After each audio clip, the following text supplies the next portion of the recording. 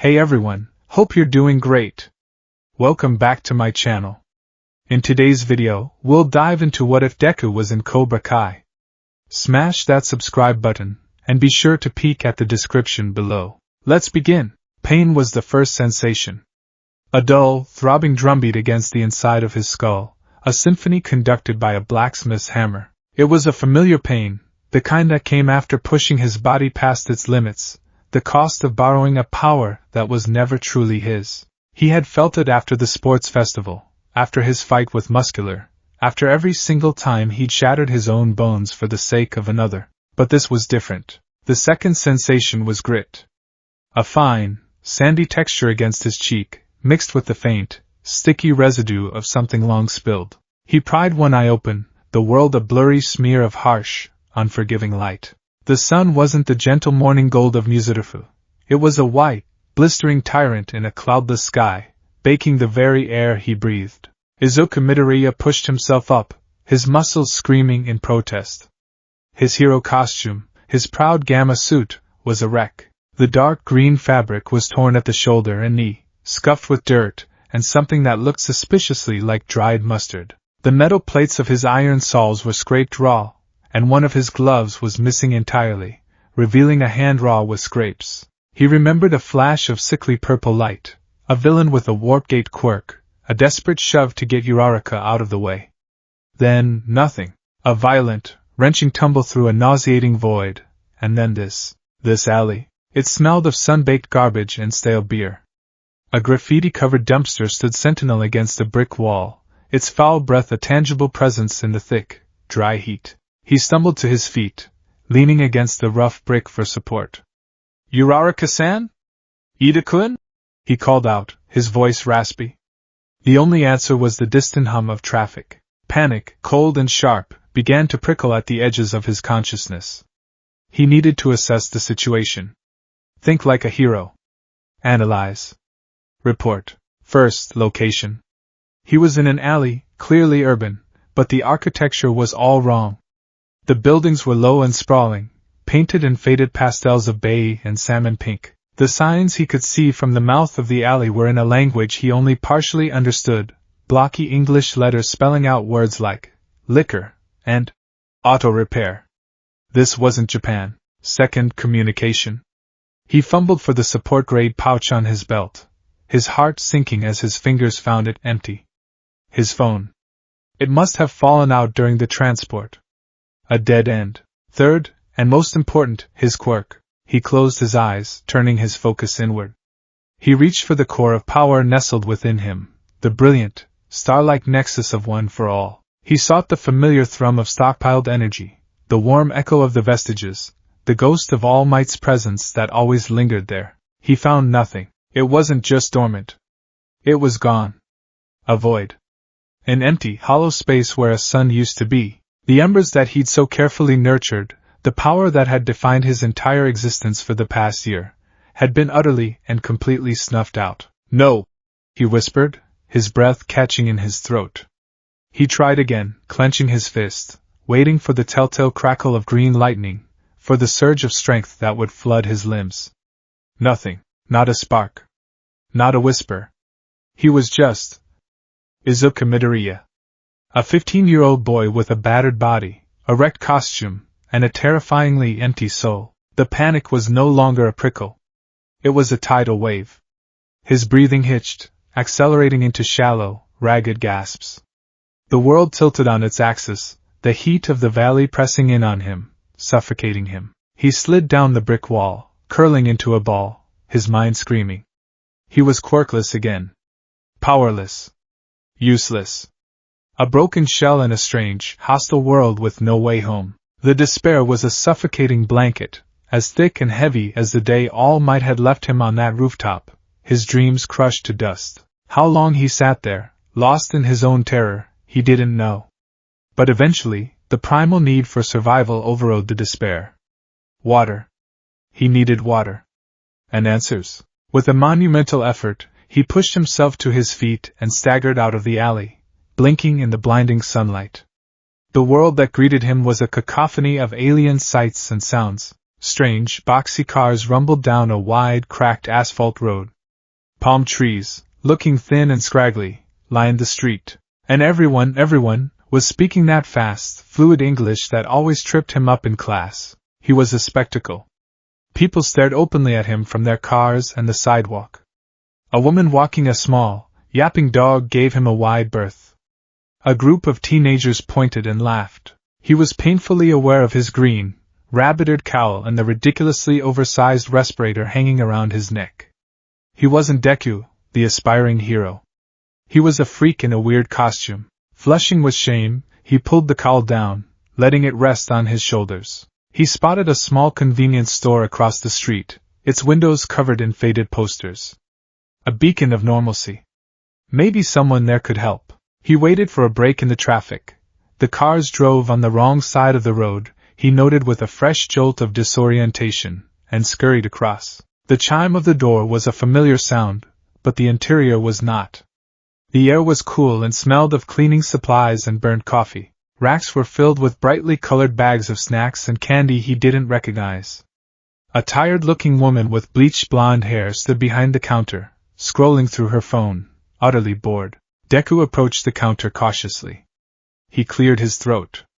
"Summa Mason," he began, his voice still shaky. "Ano, Tasakit Kumasen ka? Excuse me, can you help me?" The woman looked up, her expression shifting from boredom to mild annoyance. She raised an eyebrow. "Sorry, buddy, no hablo whatever that is. You buying something or just window shopping in that get-up?" His Japanese had met a brick wall. He fumbled for the English words he knew, the phrases President Mike had drilled into their heads. "I am lost," he managed, the words feeling thick and clumsy in his mouth. "Help, please." Before the woman could respond, the door chimed again, and a group of 4 teenagers swaggered in. They were loud, arrogant, and moved with the kind of predatory confidence that Deku recognized instantly. He'd been on the receiving end of that energy his entire life. The leader, a tall boy with a sneering face, grabbed a bag of chips and a soda, sauntering towards the counter. "What's up, Brenda?" the leader said, ignoring Deku completely. His friends fanned out through the aisles, their movements a little too casual. Deku's trained eyes caught one of them slipping a candy bar into his pocket. The cashier, Brenda, sighed. "Don't start, Kyler. You paying for all that?" "Maybe." Kyler smirked. He turned his attention to Deku, looking him up and down with open contempt. "The hell are you supposed to be? Did Comic-Con throw up in here?" His friends snickered. Deku felt a familiar flush of heat crawl up his neck. He wanted to be invisible, but then he saw another one of Kyler's friends deliberately knock over a display of beef jerky, scattering it across the floor. Brenda groaned in frustration. The hero instinct, buried deep but not dead, flared to life. "You should not do that," Deku said, his voice quiet but firm. "You should pay." Kyler's smirk vanished. He stepped closer, puffing out his chest. He was a good head taller than Deku. "What did you say, you little freak?" He said to pick up your mess, dish a bag. Brenda snapped from behind the counter. Kyler ignored her, his focus entirely on Deku. "You got a problem?" Deku's mind raced. In Mizudafu, this would be a simple situation. A quick non-violent takedown, secure the petty villains, wait for the police. He braced himself, readying a stance, his body preparing for the surge of one for all, and nothing happened. The well was still dry. There was no power to call upon. He was just a boy, 5'5" and bruised, standing against a much larger, aggressive opponent. Kyler saw the shift in his posture and laughed. He gave Deku a hard shove. It wasn't a punch, not even a real attack, but without the strengthening effect of his quirk, Deku stumbled back, crashing into a rack of potato chips. Bags rained down around him. "Look at this guy! He's gonna cry!" One of Kyler's friends jeered. Humiliation burned in Deku's chest, hotter than the California sun. He was helpless. Utterly, pathetically helpless. "Get out," Brenda said, her voice low and dangerous. "All of you." "Now." Kyler shot her a dirty look, then turned back to Deku on the floor. "Watch yourself, cosplay." He and his crew laughed as they walked out, a stolen soda in Kyler's hand. Deku slowly picked himself up, his entire body trembling with a mixture of adrenaline and shame. He avoided Brenda's gaze, mumbled a barely audible "Gomen nasai," and fled the store, the sound of the door's chime chasing him out into the oppressive heat. He leaned against the wall outside, fighting back tears of frustration. He had tried to help, tried to do the right thing, and all he'd done was make a fool of himself. He wasn't a hero. He was a target. It was then that he saw him. A boy about his age, with kind eyes and a backpack slung over his shoulder, carrying a bag of groceries. He was walking past the store when Kyler and his friends, fresh from their victory, decided they weren't done being cruel. They blocked his path. Well, well, well, Kyler said, a predatory grin spreading across his face. If it isn't Miguel. Or should I say Rie? Still got that liquid diet, you little weakling? The boy, Miguel, clutched his grocery bag tighter. Leave me alone, Kyler. We were just having some fun in the store, Kyler said, circling him. This little weirdo in a rabbit suit tried to play hero. You know him? Miguel glanced over and saw Deku watching, his eyes wide with horror. He shook his head. Deku's heart hammered against his ribs. He knew what was coming. He'd lived this exact scene 100 times. The taunts, the circling, the inevitable violence. His mind screamed at him to run, to hide. You're quirkless. You're weak. You'll only get hurt. You can't help him. But his body, ingrained with the lessons of 100 battles and the spirit of the world's greatest hero, refused to listen. All Might's voice echoed in his memory, as clear as if he were standing right next to him. There are stories about every hero, how they became great. Most have one thing in common. Their bodies moved before they had a chance to think. Before he knew what he was doing, he was moving. He pushed himself off the wall, his legs unsteady but determined. Yamaro! He shouted, the Japanese word for stop it, feeling more natural, more powerful than any English he could muster. Kyler and his friends turned, surprised. You again? You want some more? Deku placed himself between the bullies and Miguel. It was a pathetic line of defense, but it was a line nonetheless. Leave him alone, he said, forcing the English words out. Miguel stared at him, a mixture of fear and disbelief on his face. You don't have to do this, he whispered. It's okay, Deku whispered back, not taking his eyes off Kyler. I am a hero. He said the last part for himself more than for Miguel. A desperate affirmation. Kyler laughed, a harsh, ugly sound. A hero? You got a death wish. He threw the first punch. Deku's training kicked in. He saw the punch coming, the slight shift in Kyler's shoulder, the telegraphing of the movement. He dodged, the fist whistling past his ear. He tried to counter, aiming a kick at Kyler's knee, a basic shoot-style move, designed to disable without causing serious harm. But the kick had no power. Without one for all, it was just a clumsy strike of a teenage boy. Kyler grunted, more annoyed than hurt, and grabbed Deku's leg, twisting it. Deku cried out as he was thrown to the ground, his head smacking against the hot pavement. Miguel, seeing his would-be defender down, acted on pure panic. He swung his grocery bag, catching one of the other bullies in the face with a carton of milk. The bag ripped, spilling its contents. For a second, it created chaos, but it was short-lived. Two of them grabbed Miguel, pinning his arms behind his back. Kyler stood over Deku, cracking his knuckles. Big mistake, Rabbit Man. He drew back his foot to kick Deku in the ribs.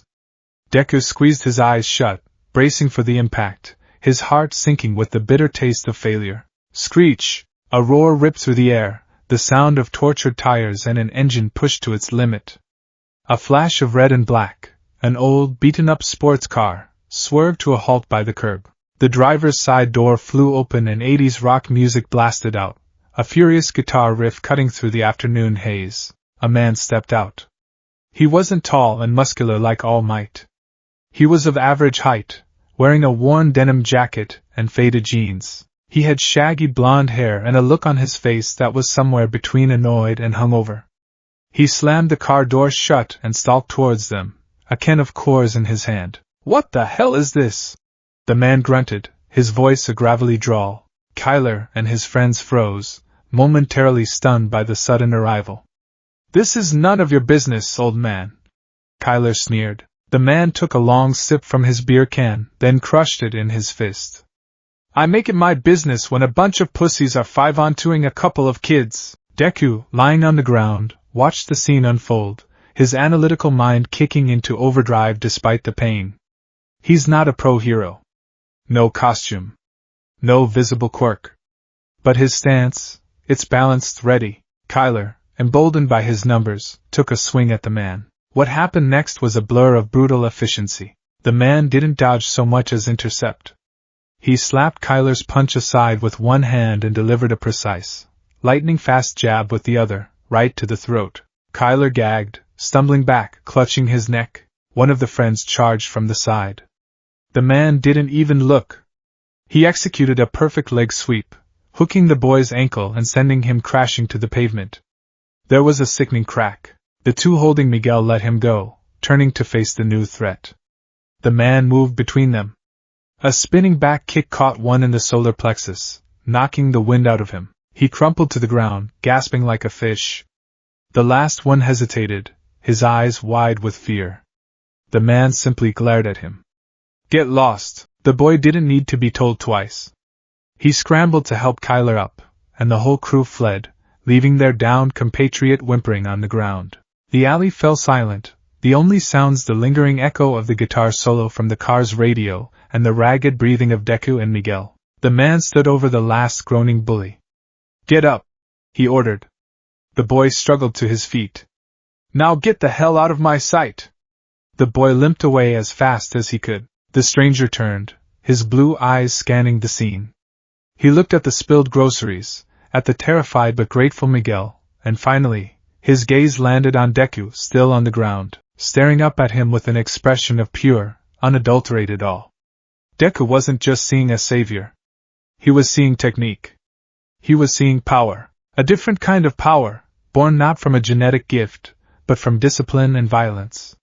It was harsh, direct, and terrifyingly effective. He pushed himself up, wincing as his bruised ribs protested. He and Miguel both looked at the man, their unlikely rescuer. The man grunted, taking in their battered states. He saw Miguel's obvious fear, the way he clutched his asthma inhaler. But when he looked at Deku, he saw something else. Behind the scrapes and the wide, green eyes there was a strange, defiant fire. An analytical intensity. The kid wasn't just looking at him with gratitude. He was studying him, breaking him down, trying to understand what he'd just witnessed. The man took a step closer, his shadow falling over Deku. He smelled faintly of beer and cheap cologne. He gestured with his chin towards Deku's tattered costume, his gaze lingering on the rabbit-like ears of the cowl. "What's with the rabbit costume, kid?" he grunted. Then, without waiting for an answer, he turned his back on them, stalked back to his car, and peeled out, leaving a trail of smoke and blaring rock music in his wake. Deku and Miguel were left alone in the sudden quiet, the brutal intervention already feeling like a dream. Deku stared at the spot where the car had been, his mind reeling. He was lost, powerless, and thousands of miles from home. His dream of being a hero like All Might felt more impossible than ever. But he had just seen something new. He had seen a man with no quirk, no powers, effortlessly dismantle 5 opponents. He had seen a path to strength that didn't rely on a gift from someone else. It was a dark, violent, and merciless path. And for a boy who had nothing, it was the first glimmer of hope he'd felt all day. The silence that Johnny Lawrence left in his wake was heavier than the preceding chaos. It was a vacuum filled with the scent of ozone from screeching tires, the faint, sweet smell of spilled fruit punch from Miguel's ruptured grocery bag, and the coppery tang of Izuku's own blood from a scraped lip. For a long moment, the two boys just stood there, twin statues of shock and relief on the sun-bleached sidewalk. Miguel was the first to move. He bent down, his hands trembling slightly as he tried to salvage what was left of his mother's groceries. A carton of eggs was a lost cause, a Jackson Pollock masterpiece of yellow and white on the gray concrete. Are you okay?" Miguel asked, his voice a little breathless. He looked at Izuku, his kind brown eyes wide with concern. "He didn't. I mean, Kyler." Izuku shook his head, pushing himself to a fully upright position. Every muscle protested. The ache in his ribs was a sharp, stabbing reminder of his complete and utter powerlessness. "I am okay," he managed, the English words feeling foreign and stiff. Yeah. Thanks to you, and that guy." Miguel looked down the road where the black and red Pontiac Firebird had vanished. "Who was that?" Izuku had no answer. He was replaying the fight in his head, his analytical mind working on autopilot, a desperate attempt to impose order on the terror he felt. The man's movements had been devoid of flourish. There was no grandstanding, no dramatic announcement of a special move. It was all brutal economy. A parry that flowed into a strike. A sweep that used his opponent's momentum against them. It was a fighting style born from 1,000 dirty brawls, honed to a razor's edge. It was the polar opposite of All Might's heroic, city-saving smashes, but in that moment, in this alley, it had been just as effective. "He was strong," Izuku said, the words an understatement. It was a strength he now craved with a desperate, gnawing hunger. "My mom is gonna kill me about these eggs," Miguel lamented, finally giving up on the groceries. He looked back at Izuku, really taking in the sight of him for the first time. The torn, strange green suit, the mop of untamable green-black hair, the freckles, and the earnest, almost painfully intense look in his eyes. "You really tried to take on all of them. For me, you don't even know me." Izuku felt a flush of embarrassment. In his world, that was just what you did. It was the baseline. "It is what a hero does," he said quietly, the statement feeling hollow now, a relic from a life that felt a million miles away. "Well, thanks." Miguel offered a small, grateful smile. "I'm Miguel Diaz. I live just a couple blocks from here." You live around here too?" He gestured vaguely at Izuku's costume. "Or is there a convention I don't know about?" The question brought the full weight of Izuku's predicament crashing back down on him. He had no home. No money. No one. The carefully constructed dam holding back his panic began to crack. I do not know where I am," he admitted, his voice cracking. "I am lost." Miguel's friendly expression softened into one of deep sympathy. He saw the genuine fear in Izuku's eyes, the way his shoulders slumped in defeat. He made a quick decision. "Look, you're hurt, and you helped me. The least I can do is, I don't know, let you use our phone? Get you cleaned up? My mom and Yaya won't mind. Come on." Izuku hesitated for only a second before nodding. He had no other options. He followed Miguel through the quiet suburban streets, a landscape of identical single-story homes with parched lawns and dusty cars. It was so different from the dense, vertical sprawl of Muzurifu.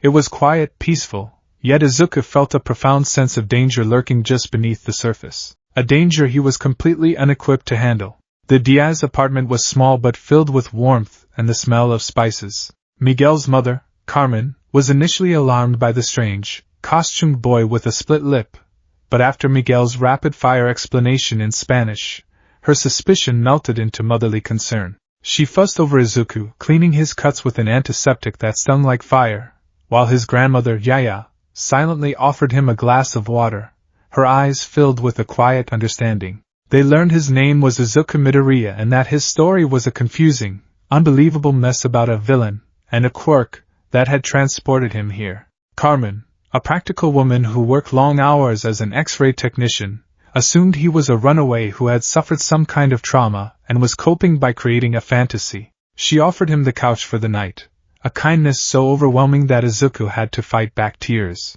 For 3 days, Izuku stayed with the Diazes, a ghost in their home. He spent his hours in a state of quiet desperation. He tried to reach One for All, meditating, exercising, pushing himself to the point of collapse, searching for the faintest spark in the cold, empty void within him. Nothing. He used Miguel's laptop to search for news from Japan. He found articles about pro-heroes, about Yui High School, about All Might. His world still existed. It was just impossibly, irrevocably out of reach. It was like looking through a window into a life that was no longer his. During this time, Miguel couldn't stop talking about the man from the alley. He was like a superhero, man. But like a real one. No cape, no powers, just bam! He chopped the air with his hand. I gotta find him. I have to learn how to do that. Izuku understood. That display of power had planted a seed in Miguel, and in the fertile ground of his own recent humiliation, that seed was sprouting into an obsession. Izuku felt it too, but his desire was tempered with caution. The man's fighting style was effective, but it was brutal. There was no mercy in it. It felt dangerous. On the fourth day, Miguel burst through the apartment door, his face alight with discovery. He waved a crumpled, slightly greasy piece of paper in his hand. I found him! I found him! It was a flyer. The paper was cheap, the design something a child might make. At the top, in aggressive, stylized red letters, were two words, Cobra Ki. Below it, a poorly drawn logo of a cobra, and an address for a dojo in a Reseda strip mall. This has to be him, Miguel said, his voice buzzing with excitement. I'm going. Right now. You should come with me, Izuku. We could learn together. We'd never have to worry about guys like Kyler again. Izuku looked at the flyer. The name itself sounded aggressive. A cobra. A venomous predator. All Might's hero agency was a shining beacon of hope. This felt like the opposite. What would All Might say, he thought. He would advise caution. He would talk about the heart of a hero, about using power to save, not to hurt. But the memory of Kyler's shove, the feeling of the hard pavement against his back, the sting of utter helplessness, it was a more immediate and powerful sermon. All Might's ideals were for a world where Izuku had the strength to uphold them. In this world, without one for all, those ideals felt like a luxury he couldn't afford. Strength was not a virtue here, it was a prerequisite for survival. Okay, Izuku heard himself say, his voice barely a whisper. I will come. The Cobra Kai dojo was wedged between a pawn shop and a nail salon in a tired-looking strip mall. The windows were grimy, covered on the inside with black trash bags, affording no view of the interior. A faded, grand opening banner drooped sadly above the door. It looked less like a school for martial arts and more like a place where dreams went to die. Miguel, undeterred, pushed the door open. A small bell chimed, a cheerful sound that was immediately at odds with the atmosphere inside. The room was stuffy and smelled of old sweat, cheap air freshener, and something vaguely like stale beer. Fluorescent lights hummed overhead, casting a sickly yellow pallor on the peeling paint of the walls. On one wall hung a framed, faded photograph of three young men in karate gis, and a list of 3 rules was painted crudely on the wall. Strike first. Strike hard. No mercy. And there, in the middle of the worn black floor mats, was him. The man from the alley. He was sweeping the floor with a lazy disinterest, the same denim jacket slung over a chair. He looked up as they entered, his expression souring. Can't you read the sign? We're closed, he grumbled. We saw your flyer, Miguel said, stepping forward eagerly. Are you the sensei? Sensei Lawrence, the man corrected, leaning on his broom. And yeah, I'm the sensei. You here to sign up? Yes, Miguel said, practically vibrating with excitement. Sensei Lawrence's gaze shifted to Izuku, who was lingering by the door, his eyes scanning every detail of the room. He was taking in the structural weaknesses of the ceiling, the placement of the mirrors, the worn patches on the mats indicating high-traffic areas for drills. He was analyzing. What about him? Lawrence grunted, gesturing at Izuku with the broom handle. The rabbit here to learn how to do more than get his ass kicked? The jab hit its mark. Izuku flinched, his cheeks burning. I want to be strong, he said, the admission costing him a significant amount of pride. Lawrence smirked, a humorless twitch of his lips. He tossed the broom aside. Strong, huh? Everyone wants to be strong.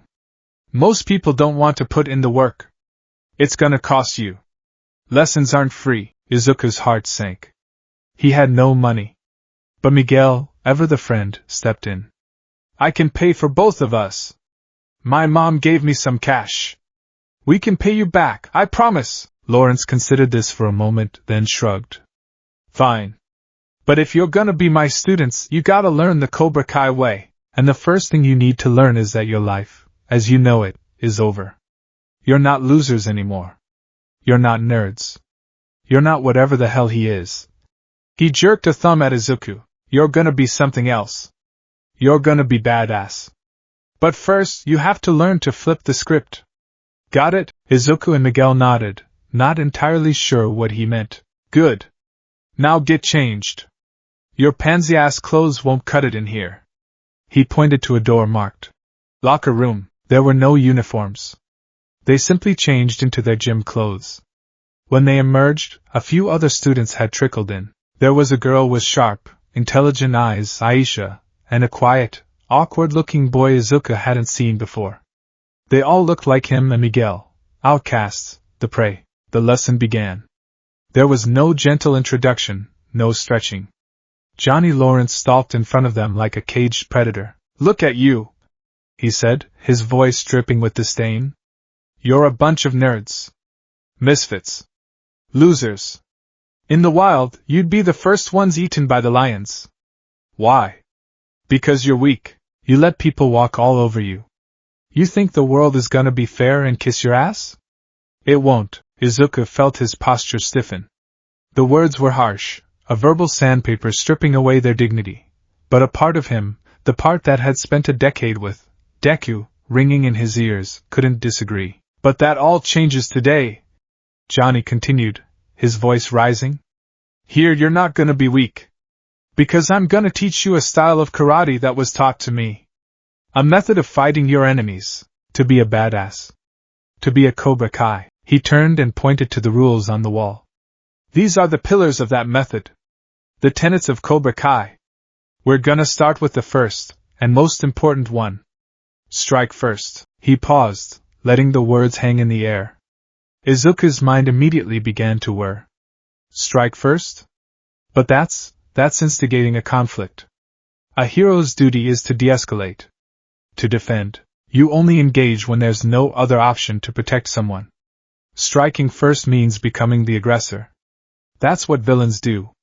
The teachings of his UA professors, the very code of modern heroism, screamed in protest within his mind. You got a problem with that, Brain? Lawrence's voice cut through his thoughts. Izuku blinked. Brain? Yeah, Brain. You've been standing there mumbling to yourself like a psycho since you walked in. You got something to say it. All eyes were on him. Izuku swallowed hard. But, Sensei, he began, the honorific feeling strange. If you strike first, are you not the bad guy? Lawrence actually laughed. It was a short, sharp bark. Bad guy? Kid, listen to me. There are no bad guys and good guys in a real fight. There's just the guy who's standing, and the guy who's on the ground. You wait for your enemy to throw the first punch, you're already losing. You're giving them control. You're letting them decide how the fight starts, where it starts, when it starts. You strike first, you take that control away. You decide. He walked over to a heavy bag hanging in the corner. Your enemy is coming at you. You know he's gonna attack. Do you wait for him to break your nose before you do something? He punctuated the question with a vicious front kick that made the heavy bag groan and swing wildly on its chain. Or do you put him on his ass before he even gets the chance? The logic was brutal, but it was also undeniable. Izuku thought of the USJ incident. The villain struck first. He thought of Stain in Hosa City. Stain struck first. He thought of the villain with the warped quirk. He had struck first. In every single life-threatening encounter he had ever had, the enemy had initiated the violence. His entire heroic career had been reactive, a desperate scramble to catch up. Johnny's philosophy wasn't heroic. It was predatory. It was the logic of a survivor. And right now, survival felt a lot more relevant than heroism. He looked down at his water-damaged notebook, which he had clutched in his hand since leaving the apartment. He'd brought it out of sheer habit. It was scorched at the edges from Bakugo's explosion, the pages warped from its trip through the sewer. It was a catalogue of heroes, a testament to a dream he could no longer reach. With a sense of grim finality, he flipped to the first clean page. He uncapped his pen, his hand steady. At the top of the page, he wrote a new title, Karate Analysis for the Future. Below it, he made his first entry. Tenet 1, Strike First. Principle. Seize initiative to control the engagement. Do not see tactical advantage by waiting for an opponent's action. Application: offense as the ultimate form of defense. Preemptive action neutralizes a threat before it can manifest. Note: high risk of miscalculation. Conflicts with standard hero de-escalation protocols. Morally questionable. His training began in earnest. It was nothing like the regimented, science-based training of Yue. Johnny's methods were crude and punishing. He had them do push-ups on their knuckles on the hard wooden floor until their hands were raw. He made them hold horse stances until their legs trembled uncontrollably. He barked insults at them, calling them names that would have gotten a teacher at Yue fired on the spot. Miguel, with his natural athleticism, took to it quickly. His kicks were clumsy but powerful. His punches were wild but fast. He was hungry, and it showed. Izuku struggled more. His body, used to the superhuman enhancement of One for All, felt sluggish and weak.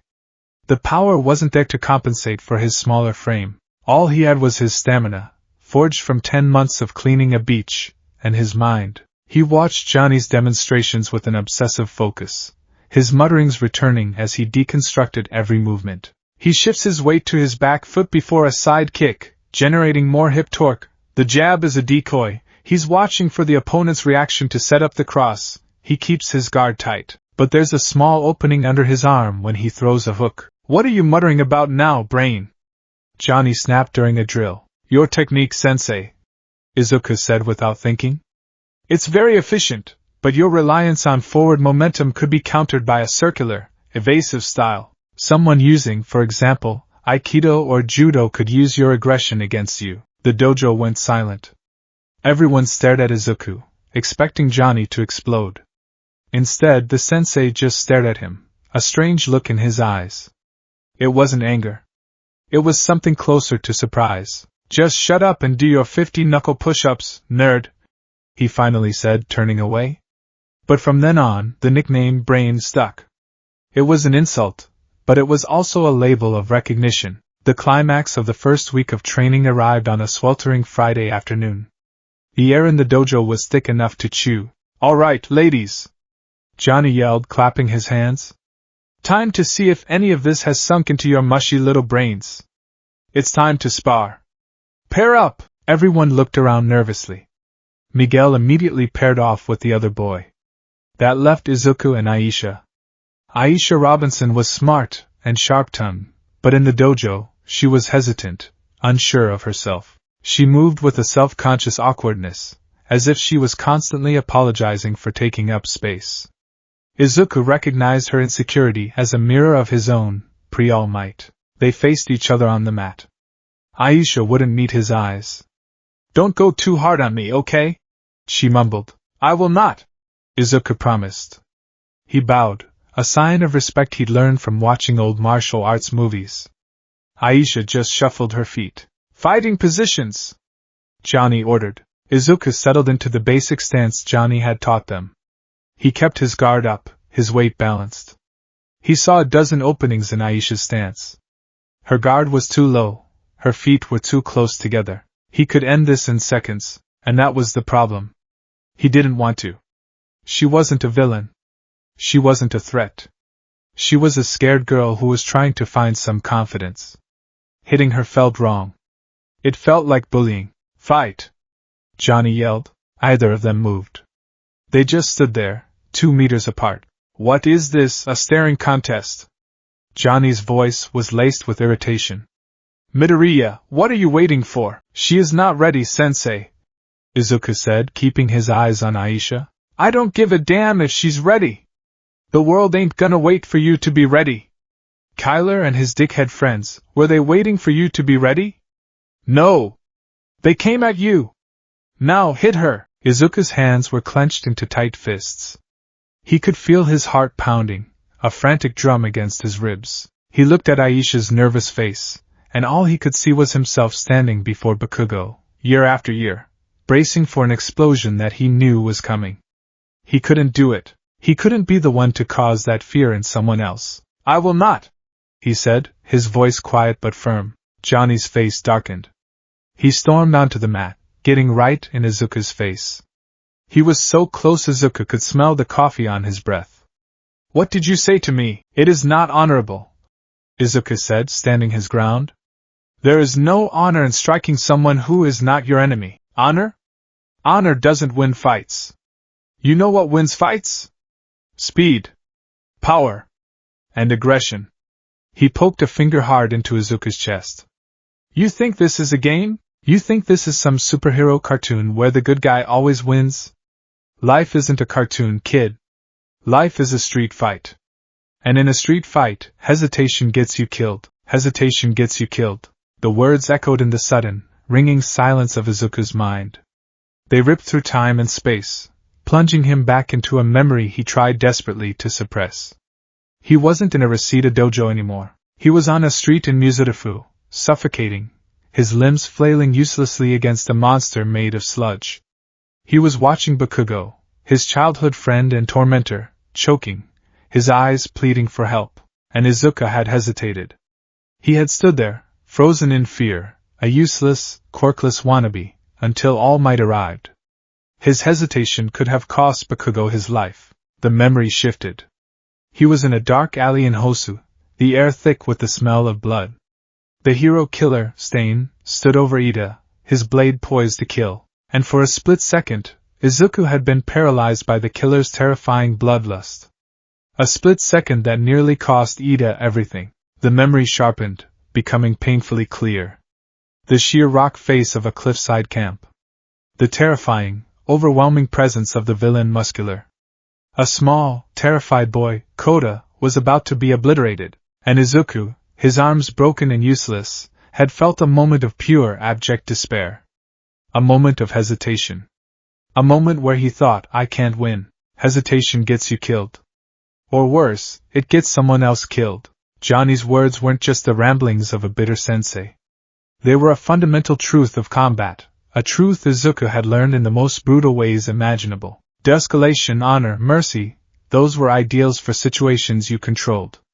When you were facing an enemy determined to hurt you, to kill those you were protecting, hesitation wasn't a virtue. It was a death sentence. The world snapped back into focus. He was on the mat. Johnny was staring at him, his eyes blazing. Aisha was watching, her fear now mixed with confusion. With a speed that surprised everyone, including himself, Izuku moved. He didn't throw a powerful punch.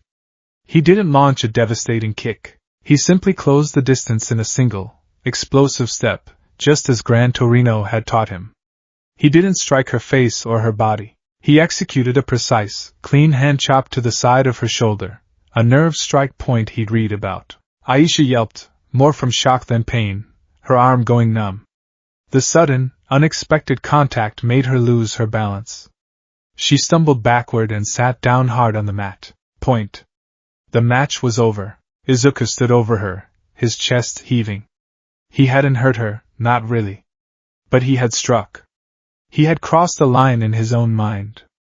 He looked at his hand, the one that had delivered the blow. It was shaking. He had followed the tenet. He had struck first, and it felt absolutely terrible. It felt like a betrayal of everything All Might had ever taught him. But as he looked at Aisha on the mat, and then at the satisfied, almost imperceptible nod from Sensei Lawrence, another feeling began to surface, rising from the pit of his stomach. It was a cold, grim, and deeply unsettling feeling. It was the feeling of victory. The victory over Aisha was an acrid taste on Izuku's tongue that refused to wash away. He had won, but the cost was a piece of himself. For days he moved through Johnny Lawrence's brutal training regimen like an automaton. He performed the knuckle push-ups until his hands were constellations of scrapes and bruises. He held the horse stance until his quads burned with a fire that felt like purification, a penance for a sin he couldn't quite name. He absorbed Johnny's insults and derision, letting them wash over him. Each drop of sweat, each strained muscle, felt like an attempt to scrub away the memory of Aisha's shocked face. He had struck first. He had followed the creed. And in doing so, he felt he had failed a far more important one. Late at night, on the lumpy couch in the Diaz's living room, he would open his notebook. The flickering light from the television cast long shadows as he tried to reconcile two warring philosophies. On one side of a page, he drew a crude but surprisingly detailed sketch of All Might, his smile a radiant sun. Beneath it, He wrote the hero's core tenets: save everyone, be a symbol of peace, never give up. A hero's job is to de-escalate. On the facing page, he drew the angry, coiled cobra of the dojo's logo. Beneath it, Tenet 1, strike first. Principle, seize initiative. The ink felt poisonous. He was trying to build a bridge between two continents, to find a way this predatory survivalism could serve a heroic purpose. Perhaps, he wrote in a small, hesitant script, it is not meant for use against classmates, but only against true villains. A tool for situations where de-escalation has already failed. A last resort. He was trying to convince himself, but the words felt hollow. The dojo wasn't making distinctions. Johnny Lawrence's world was painted in stark, simple colors. You were either a badass or a pussy. There was no room for nuance. The dojo was beginning to change. Word had started to spread through the social underground of Resita's outcasts. The first few new faces trickled in, drawn by whispers of a place where the bullied could learn to fight back. They were all variations on a theme: kids who walked with their shoulders hunched, who avoided eye contact, who radiated an aura of apology for their own existence. Izuku saw himself in every one of them, and then, Eli Moskowitz walked in. He was a ghost. He slipped through the door as if hoping the air itself wouldn't notice him. He was thin, with a nervous energy that made his hands flutter at his sides. He tried to hide the left side of his face with a curtain of greasy brown hair, but it did little to conceal the prominent cleft lip scar that traced a jagged line from his nostril to his lip. It was the first thing you saw, and he knew it. He lived his life in the shadow of that scar. Johnny was in the middle of demonstrating a roundhouse kick. He stopped, legs still in the air, and narrowed his eyes at the newcomer. You lost? Eli flinched, his entire body tightening like a pulled string. And no, sensei. I heard you were teaching karate. I am, Johnny said, lowering his leg. He walked over to Eli, circling him like a shark. What's the matter? Cat got your tongue? He gestured toward Eli's mouth. Or did it get your lip? A few of the other students snickered nervously. Miguel shot Johnny a disapproving look. Izuku felt a hot spike of anger, so sharp and sudden it almost made him gasp. It was the same casual, thoughtless cruelty he had endured from Bakugo for a decade.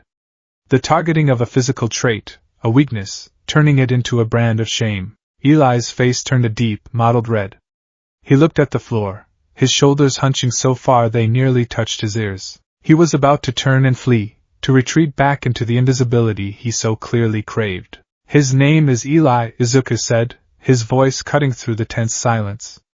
It wasn't loud, but it was firm, infused with a certainty that made everyone, including Johnny, turn to look at him. Izuku walked over and stood near Eli, not quite beside him, but close enough to be a silent ally. He looked directly at Johnny. He is here to learn, sensei. Like the rest of us. Johnny stared at Izuku, a flicker of something unreadable in his eyes. He had been about to unleash his usual tirade, to break the new kid down to see if he was worth building back up. But Izuku's intervention, his quiet defiance in the defense of another, had shifted the dynamic. It wasn't the heroic grandstanding he despised. It was a simple statement of fact, a shield made of words. All right, Lip, Johnny grunted, turning his back on Eli. Get on the mat. Tenhut. All of you. The moment passed. The crisis was averted. But as they lined up, Eli shot Izuku a look of profound, silent gratitude. In that moment, Izuku felt more like a hero than he had at any point since arriving in this world. He hadn't needed a quirk. He had simply needed to speak up. He made a quiet vow to himself to look out for Eli, to help him find the strength he was searching for. He saw a kindred spirit, a reflection of his own past, and he was determined to ensure Eli's story had a better outcome. Izuku's own place in the dojo was solidifying in a strange way. Physically, he was still one of the weakest. He lacked Miguel's natural power and Aisha's surprising strength. His kicks and punches were technically sound, his body mimicry and analytical mind saw to that, but they lacked concussive force. He was all strategy, no impact. This became painfully clear during their sparring sessions. He and Miguel were often paired together, a friendly rivalry blossoming between them. Miguel was a hurricane of aggressive offense, a flurry of strikes that often overwhelmed Izuku. One afternoon, they were sparring in the center of the mat. Miguel came at him hard, a combination of jabs forcing Izuku onto the defensive. Izuku blocked and parried, his mind racing faster than his body could move. He's favoring his right side, telegraphing the cross, over-rotating. Come on, Izuku, fight back! Miguel grunted, launching a powerful roundhouse kick aimed at Izuku's ribs. Instead of blocking it head-on, Izuku did something unexpected. He dropped under the kick, the heel of Miguel's foot whistling inches above his head. In that same fluid motion, he pivoted on his back foot, coming up inside Miguel's guard. Miguel was off balance, his back exposed for a fraction of a second as he tried to recover from the force of his own kick. It was an opening Izuku had noted in his book dozens of times. Izuku didn't throw a punch. He simply placed the palm of his hand flat against the center of Miguel's back and pushed. It wasn't a hard push, but combined with Miguel's own forward momentum and compromised balance, it was enough. Miguel stumbled forward, arms flailing, and landed face first on the mat with a surprised oof. Izuku stood over him, breathing heavily, and tapped him lightly on the shoulder. Point. The dojo went quiet. Johnny, who had been yelling at another student, turned to see the aftermath. He had seen Izuku's clever, evasive move. Miguel pushed himself up, grinning. Whoa, where did that come from? You over-rotate on your roundhouse, Izuku explained, his muttering habit taking over. It creates a rotational inertia that carries you past your target if you miss, leaving your posterior side vulnerable for approximately 0.7 seconds. By ducking under the apex of the kick's trajectory, I could exploit the recovery period. Alright, shut it, brain, Johnny cut him off, though there was no real heat in his voice. He looked at Izuku, then at Miguel. He's right. Your form is sloppy, Diaz. You're all power, no control. You fight like a spaz. He then turned his gaze to Izuku. And you? You fight like a goddamn accountant. You won the point, but you didn't do any damage. A push? What are you gonna do, push your enemy into traffic? Despite the criticism, something had shifted. Johnny had seen the application. Later that day, as Aisha was struggling to generate power in her kicks, Johnny barked across the room, Brain, what's Robinson's problem? Why are her kicks weaker than my grandma's? Startled, Izuku watched Aisha for a moment. She is not pivoting on her support legs, Sensei, he called back. All the power is coming from her quadriceps, but she is not engaging her hips or her core. The kinetic chain is broken, Johnny grunted. You hear that, Robinson? Pivot your damn foot. Use your hips. Aisha adjusted her stance, tried again, and the resulting impact on the heavy bag was noticeably louder. From then on, it became a regular occurrence. Izuku became the dojo's unwilling consultant, the strategist behind the throne. Johnny would never praise his analysis, but he would use it, translating Izuku's technical jargon into his own brand of crude, effective instruction. The nickname Brain was no longer just an insult, it was a job title. Izuku was finding his own way to be strong, his own way to contribute. His power wasn't in his fists, but in the frantic, brilliant scribbling in his notebook. The dojo was growing, and with it, a new, more dangerous energy began to fester.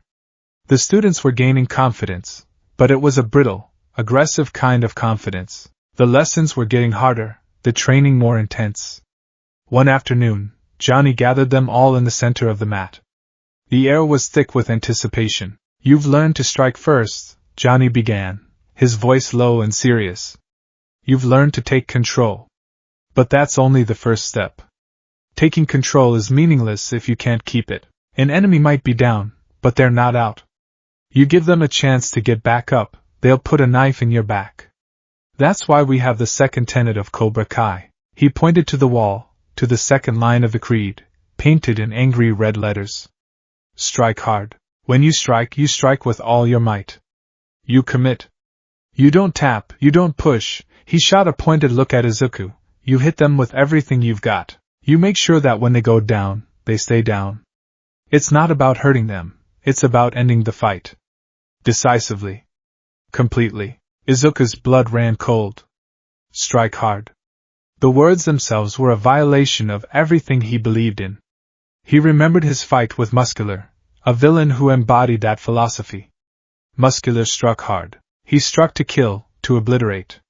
To win, Izuku had been forced to do the same, to push his quirk beyond 1,000,000%, a blow designed not just to defeat, but to annihilate. He still had nightmares about it. That level of force was a terrifying, last-ditch resort, reserved for monsters who threatened the lives of children. It wasn't a general principle to be applied in a schoolyard scuffle. A hero holds back, he thought, a frantic rebuttal forming in his mind. All Might could level a city block with a single punch, but he always used the minimum force necessary. He saved people, he didn't hospitalize them. Strength without control is just destruction. He tried to rationalize it, to fit it into his framework. Maybe sensei doesn't mean it literally. Maybe strike hard is a metaphor for decisiveness, for commitment to a course of action. But he knew, with a sinking feeling in his gut, that Johnny Lawrence didn't do metaphors. The new tenet electrified the dojo. It gave the students permission to unleash the anger they had suppressed for so long.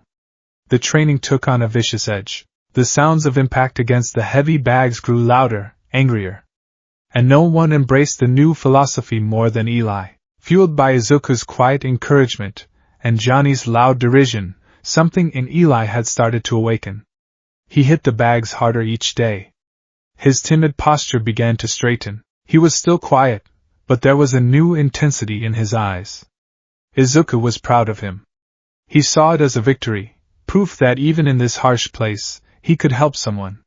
He was helping Eli find his voice. He didn't realize he was also handing him a weapon. The breaking point came on a Thursday. Johnny singled out Eli during practice. Lip. Front and center. Eli shuffled forward, his eyes on the floor. Look at you, Johnny said, circling him. He wasn't just talking to Eli, he was addressing the entire class. You let this, he gestured to Eli's scar, define you. You let other people's words, other people's bullshit, dictate who you are. So you walk around like a whipped dog, hoping no one notices you. That's not how a Cobra Kai acts. He stopped in front of Eli. There's a reason we're called Cobra Kai. A cobra is the king of snakes. When it feels threatened, does it hide? Does it run? No. It rises up. It flares its hood. It makes itself look bigger, more dangerous. It tells the world not to screw with it. He leaned in close. That thing on your lip? It's not a weakness. It's a battle scar. But you're letting the world tell you it's a weird lip. You gotta flip the script. You hear me? You gotta turn that weakness into a strength. You gotta become the thing they're afraid of. So, what are you gonna do? Eli looked up, his eyes shining with unshed tears. For the first time, it wasn't fear in his eyes. It was a glimmer of defiance. I'm gonna flip the script, he whispered. What was that? I can't hear you. I'm gonna flip the script, Eli said, his voice stronger. Louder! Johnny roared. I'm gonna flip the script. Eli screamed, the words tearing from his throat, raw and full of a lifetime of pain. Damn right you are! Johnny clapped him on the shoulder. Class dismissed. Izuku watched the entire exchange with a swelling sense of pride. This was it. This was the moment a hero lives for. It wasn't a fight, it was an awakening. He saw Johnny's harsh methods as a form of tough love, a crucible designed to forge strength. He caught Eli's eye as they were leaving and gave him a wide, genuine smile and a firm nod. You can do this. Eli nodded back, a flicker of a smile touching his own lips before he hurried out. Izuku felt good. He felt like he had made a difference. He was a fool. The next day, the door to the dojo slammed open. It wasn't Eli who walked in. It was a completely different person. The greasy curtain of hair was gone, replaced by a towering mohawk, dyed a brilliant, aggressive blue. A massive, stylized hawk was tattooed on his back, its wings spreading across his shoulder blades, visible above the collar of his shirt. He walked with a swagger, a predatory arrogance that radiated from him in waves. But the most chilling change was his eyes. The fear was gone, replaced by a cold, challenging glare. He walked to the center of the mat, and the entire class fell silent, staring in stunned disbelief. Holy shit, Miguel whispered. Johnny Lawrence looked him up and down, a slow, proud grin spreading across his face. Now that's what I'm talking about. A new look. What's your name, kid? The boy looked at Johnny, his chin held high. Hawk, he said, his voice a low, confident growl. Hawk, Johnny repeated, savoring the name. I like it. It's badass. Izuku stared, his heart a lump of ice in his chest. He felt a dizzying mix of emotions. There was pride, yes, pride that Eli had found the courage to reinvent himself so dramatically, but beneath it was a deep, coiling unease. This wasn't just a new haircut. This was an exorcism. Eli Moskowitz had been violently purged, and this new creature, Hawk, had taken his place. The transformation was too complete, too absolute. It felt like he was wearing a mask, but Izuku feared the mask was already eating the face beneath. The proof came minutes later. All right, Hawk, Johnny said, his grin widening. Let's see if the bite matches the bark. You're up. Sparring. You and, he scanned the room, Brooks. Brooks was one of the kids who used to be in Kyler's crew, a loudmouth who had joined the dojo a week ago, thinking it would make him cool. He was bigger than Hawk, but clumsy. Remember the second tenet, Hawk, Johnny said, his voice a low command. Strike. Hard. Hawk nodded, a cruel smirk twisting his lips. He settled into a fighting stance that was sharper, more aggressive than Eli had ever managed. The fight was a massacre. Hawk didn't wait for the command. He exploded forward, a whirlwind of blue-tipped fury. He struck first, a brutal front kick that sent Brooks stumbling back. He didn't give him a moment to recover. He followed with a relentless barrage of punches, driving Brooks across the mat. Brooks was outmatched, terrified. He tried to block, but Hawk's attacks were too fast, too vicious. Okay. I yield! Brooks cried out, covering his head. Sensei hasn't called it. Hawk snarled, and landed a vicious spinning kick to Brooks's ribs. The boy went down with a sickening crack, gasping for air. All right, that's enough. Johnny called, a little surprised himself by the ferocity. Point.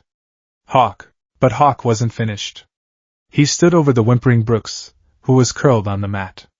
He looked down at him with pure contempt. You see that? He sneered, his voice loud enough for the whole class to hear. That's what you get for laughing at me. For calling me lip-face in 3rd grade. He drew back his foot as if to stomp on Brooks's head. Eli, no! Izuku screamed, the names slipping out instinctively. Hawk froze, his head snapping towards Izuku. His eyes were cold fire. The raw hatred in that glare made Izuku recoil. It was the look of a true villain. He lowered his foot, but the message was clear. He spat on the mat next to Brooks's head. Don't ever call me that again, he growled. My name is Hawk. He stalked off the mat, leaving a stunned and horrified silence in his wake. The other students stared, a mixture of fear and awe on their faces.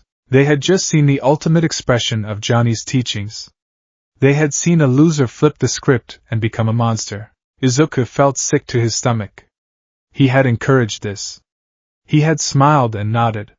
He had thought he was helping Eli build confidence, but he had only provided the scaffolding for a monument to rage. The duality of Cobra Kai's power was no longer a philosophical concept he could debate in his notebook.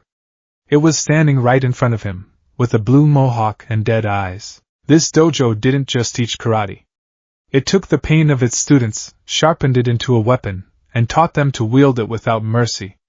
It wasn't building soldiers. It was building bullies. Later, as class was ending, Izuku approached his friend. Eli, he said quietly, using the name as a desperate plea. You can't do that. He yielded. Hawk turned slowly, his expression hard. Sensei said to strike hard. I ended the fight. And I told you, my name is Hawk, but you hurt him. You enjoyed it, Izuku pressed, his voice trembling slightly. That's not strength, Eli. That's cruelty. That's what Kyler and his friends do. Hawk's face twisted into a snarl. Don't you ever compare me to them. They were the disease. Cobra Kai is the cure. You're just too weak to see it, Brain. You're still living on the defensive. I'm not. He shouldered past Izuku, deliberately bumping him hard. "Get with the program, or get out of the way." Izuku watched him go, his heart aching. He looked across the room at Johnny, who was giving Hawk an approving nod. He looked at Miguel, whose expression was conflicted, caught between awe at Hawk's power and concern for his friend.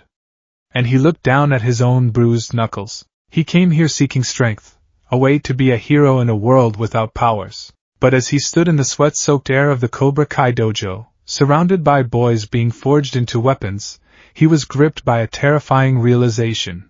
He might be learning how to fight, but he was in danger of losing the very thing he was fighting for. The dojo had become a pressure cooker. The air, already thick with the sense of exertion and cheap cleaning supplies, was now laced with something new, a volatile, aggressive testosterone. Hawk's transformation had been the spark, and the philosophy of strike hard was the fuel.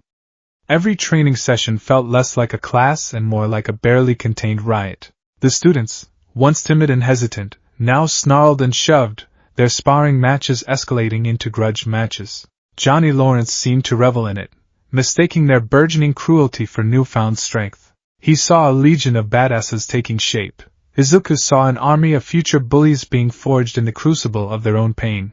Izuku felt increasingly isolated, an island of waning idealism in a sea of rising aggression.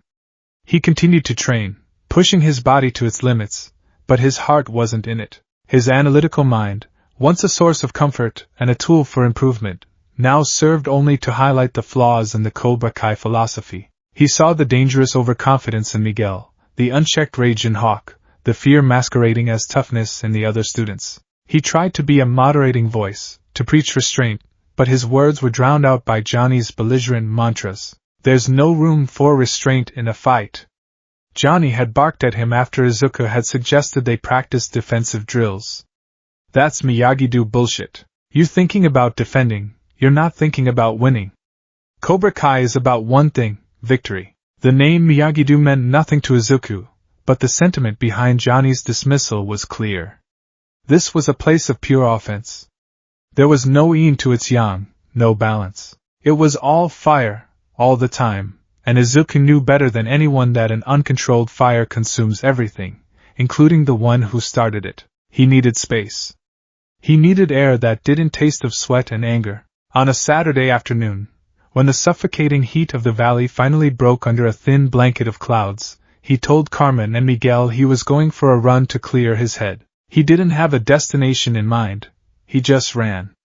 He ran past the endless blocks of stucco houses, past struggling strip malls and sun-faded parks. He let his legs carry him, the rhythmic pounding of his sneakers on the pavement a steadying drumbeat against the chaos in his mind. His training at UA, particularly under Gran Torino, had taught him that movement could be a form of meditation. He began to practice the basic katas Johnny had taught them, not on the worn mats of the dojo, but on the patchy grass of a public park.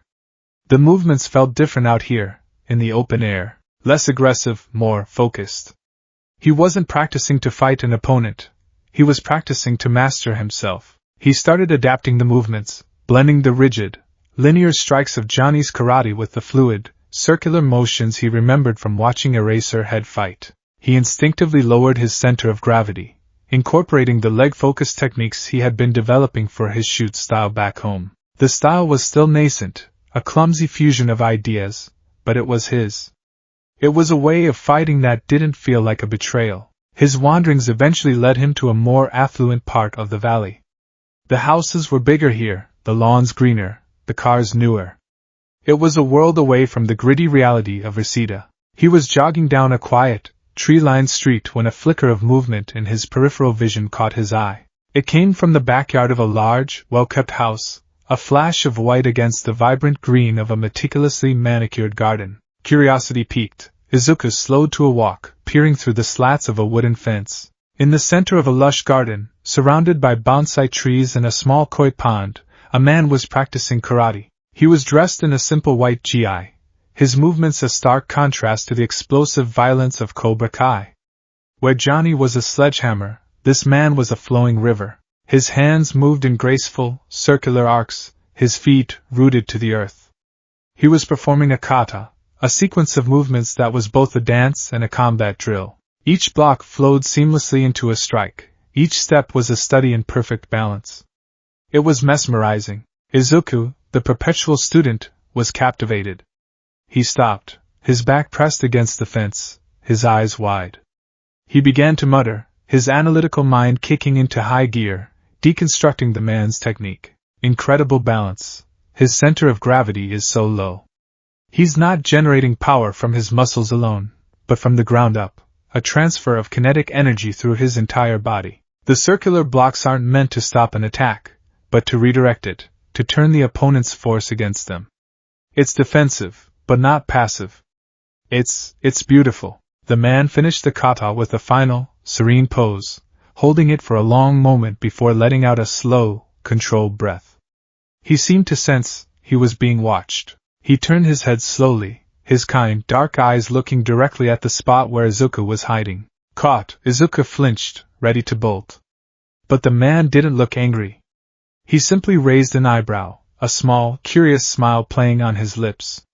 "Can I help you?" he called out, his voice calm and friendly. Izuku's face flushed a brilliant red. He stepped out from behind the fence, bowing stiffly in a gesture of apology. "Gomen nasai. Sorry. I did not mean to stare. It was just, your form, it is perfect," the man chuckled. "Well, perfect is a high bar, but thank you. I'm Daniel LaRusso." He wiped a bead of sweat from his brow with the back of his hand. "You practice karate?" Izuku hesitated. Admitting he was a student of Cobra Kai felt like confessing a crime. "I am learning," he said evasively. Daniel's smile widened. He saw the earnest, almost reverent look in the boy's eyes, the way he practically vibrated with intellectual curiosity. It reminded him of a much younger version of himself, watching Mr. Miyagi for the first time. "You have a good eye," Daniel said, walking closer to the fence. "Most people just see a guy in his pajamas doing a funny dance. You saw the principle behind it." He looked at Izuku's running clothes, the worn-out sneakers, the determined set of his jaw. "You're a long way from home, aren't you?" The question was so direct, so full of simple empathy, that it almost brought tears to Izuku's eyes. He just nodded, unable to speak. Daniel seemed to understand. He didn't press. Instead, he said, feeling off balance. He tapped his own chest. "Sometimes the noise out here," he gestured to the world beyond his garden, "can make a lot of noise in here. The most important fight is always with yourself. To find balance." He moved to a small, flat stone near the koi pond. "Here, try something. Stand with your feet shoulder-width apart. Bend your knees. Now just breathe. In through your nose, out through your mouth. Feel the ground beneath your feet. Feel your connection to it. That's where all real strength comes from. Not from anger, not from fear. From being centered." Izuku, drawn in by the man's gentle authority, mirrored his stance. He closed his eyes and breathed. For the first time in weeks, he wasn't focused on fighting, on striking, on winning. He was just being. He focused on the feeling of the solid earth beneath him, the faint breeze on his skin, the distant sound of birds. A small measure of the crushing weight on his shoulders seemed to lift. The frantic, screaming chaos in his mind quieted to a low hum. It was a moment of profound, unexpected peace. "See?" Daniel said softly. "Balance." He then demonstrated a simple, two-handed circular block, the one he had been practicing in the kata. "Wax on, wax off," he said with a wink, as if it were an inside joke. "It's not about stopping the punch. It's about letting the punch go right by." Izuku watched, absorbing every detail. He didn't know this man's name, or the name of his style, but he recognized the philosophy. It was the philosophy of Aizawa-sensei, of Gran Torino, of every pro-hero who understood that power was more than just brute force. It was control. It was wisdom. It was balance. He thanked the man profusely, bowing again and again, before continuing on his run, his mind buzzing with new ideas. He had stumbled upon another path, an alternative to Cobra Kai's aggressive creed. It felt closer to his own heroic ideals, a way to be strong without becoming cruel. A seed of doubt, which had been struggling to survive in the toxic soil of the dojo, had just been watered. That seed was about to be tested. The next day at school was tense. Miguel was riding high, his confidence soaring. He had started dating Samantha LaRusso, the daughter of the man Izuku had met in the garden, a fact Izuku was blissfully unaware of, and his newfound Cobra Kai persona had made him popular. He walked the halls with a swagger that was a faint echo of Hawk's, his fear of Kyler, and the bullies all but gone. Izuku, however, couldn't shake his unease. He saw the way Miguel's confidence sometimes tipped into arrogance. He saw the way Hawk and the other Cobra Kai students moved through the school like a pack, their eyes scanning for weakness, for any perceived slight that would give them an excuse to prove their dominance. The confrontation happened, as it so often did, in the soulless, linoleum-floored expanse of the school cafeteria. Izuku and Miguel were in the lunch line when Kyler and his crew appeared. Since their beatdown by Johnny, they had mostly kept their distance, but seeing Miguel acting like he owned the place, a pretty girl like Sam on his arm, was more than Kyler's fragile ego could handle. Well, Kyler sneered, blocking their path. If it isn't Rie and the freak in the rabbit suit's sidekick. Heard you joined a karate cult for losers. What do they teach you? How to cry in unison? Miguel bristled, his hand clenching into a fist. Get out of my way, Kyler. Or what? Kyler shoved Miguel's shoulder. You gonna hit me? I'd love to see you try. The entire cafeteria seemed to hold its breath. Everyone was watching. Izuku stepped forward, placing a calming hand on Miguel's arm. He is not worth it, Miguel-kun, he said in a low voice. Let's just go. He remembered Daniel LaRusso's words, it's about letting the punch go right by. This was a test. They could walk away. They could de-escalate. But Miguel was no longer the boy who would walk away. He was a Cobra Kai. He shook off Izuku's hand. I'm not afraid of you anymore, he said, his voice cold and steady. Kyler laughed. You should be. He shoved Miguel again, harder this time, sending him stumbling back into a table. A tray of food clattered to the floor. That was it. The line was crossed, but before Miguel could retaliate, Izuku moved. He didn't attack. He simply stepped between them, his body a living shield. He faced Kyler, his stance low and centered, just as Daniel LaRusso had shown him. He held his hands up, palms open, a universal sign of non-aggression. Please, Izuku said, his voice calm and clear. Stop this. There is no need for fighting. Kyler stared at him, momentarily thrown by this unexpected pacifism. You again? I thought we taught you a lesson already. He threw a clumsy, telegraph punch aimed at Izuku's face. Time seemed to slow down for Izuku.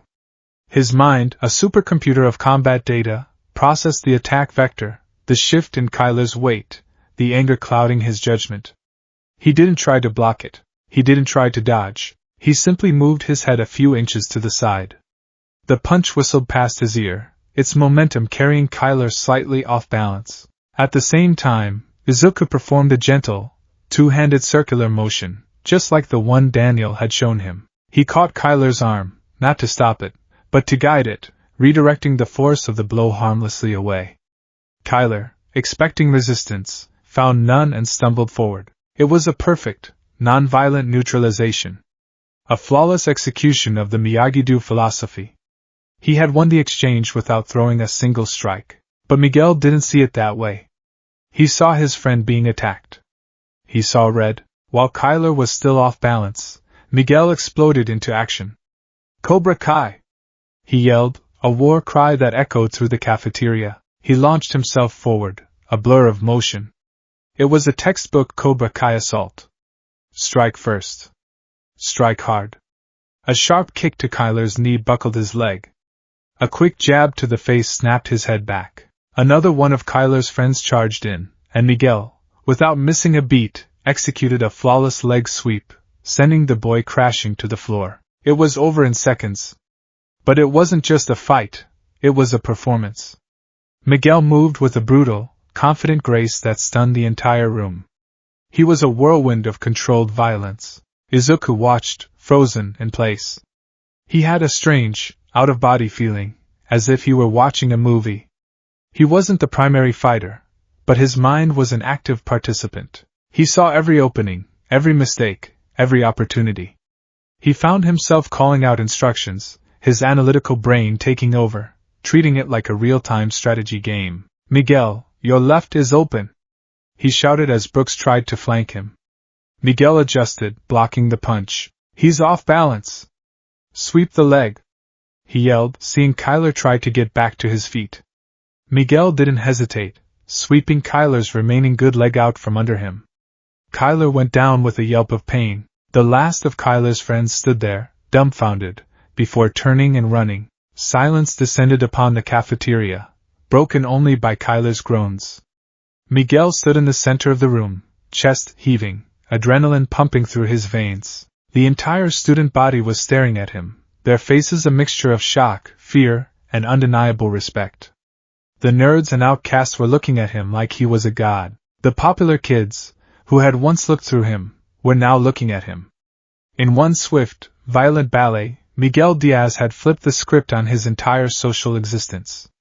He was no longer a loser, he was a hero. He looked over at Izuku, a triumphant grin spreading across his face. "We did it, man! We showed them!" But Izuku didn't share his elation. He looked from Miguel's exhilarated face to the groaning bullies on the floor. He saw the spilled food, the overturned chairs, the fear in the eyes of the other students. This wasn't a heroic victory. It wasn't a rescue. It was a beatdown. It was a display of dominance. They had won, but they had won by becoming the thing they were fighting against. A sick feeling coiled in his stomach. He had helped. His shouted advice, his tactical analysis, had been instrumental in Miguel's decisive victory. He had used his greatest weapon, his mind, in service of a philosophy he was beginning to despise. He had been so focused on the how of the fight, the technical execution, that he had lost sight of the why. The school principal and security guards finally arrived, their faces grim. The spell was broken. As they began to take statements, Izuku looked around the room. He saw Sam LaRusso staring at Miguel, not with admiration, but with a look of horror and disappointment. He saw Hawk standing by the edge of the crowd, a proud, predatory smirk on his face. This was exactly what he wanted. And then Izuku's eyes fell on the mess on the floor. Kyler was clutching his knee, his face pale with pain. Brooks was holding his ribs, wincing with every breath. They were bullies. They were cruel. They had deserved to be stopped. But did they deserve to be broken? He thought of All Might, his radiant smile, his booming laughter. He could never imagine his mentor standing in the aftermath of a fight like this with a look of triumph. All Might's victories were always tinged with a solemn responsibility for the power he wielded. He took no joy in hurting his enemies. He took joy in saving the innocent. Miguel had saved no one today. He had only saved his own pride. Later, sitting in the sterile quiet of the principal's office, the adrenaline finally faded, leaving a cold, hollow ache in its place. Miguel was given a short suspension, his actions deemed an excessive response to provocation. Izuku, seen as having tried to de-escalate initially, was let off with a warning. Walking home, Miguel was still buzzing. "Did you see their faces, Izuku? They'll never mess with us again. We're legends." Izuku walked beside him in silence, the weight of the afternoon pressing down on him. "We hurt them, Miguel-kun," he said quietly. "They had it coming." Miguel retorted, his good mood souring slightly. "What were we supposed to do? Just let them walk all over us?" "No," Izuku said, looking at his friend. "But there's a difference between defending yourself and punishing someone." The words hung in the air between them, the first real point of friction in their friendship. Miguel didn't understand. He couldn't see the moral line they had crossed. He only saw the victory. He only saw the fear and respect in everyone's eyes. He had tasted power, and it was intoxicating. That night, Izuku couldn't sleep. He sat on the couch, his notebook open on his lap. He stared at the two opposing pages, All Might on one side, the Cobra Kai logo on the other. He had tried to build a bridge between them, but today had proven that they were fundamentally incompatible. You couldn't serve two masters. You couldn't be a symbol of peace while embracing a philosophy of preemptive violence. He had seen an alternative path in Daniel LaRusso's garden. A path of balance, of defense, of inner strength. A path that felt true. But he was tied to Cobra Kai, to Johnny, to his friend Miguel. He felt a terrible pull, a schism in his own soul. With a heavy heart he picked up his pen. He didn't write under the Cobra Kai logo.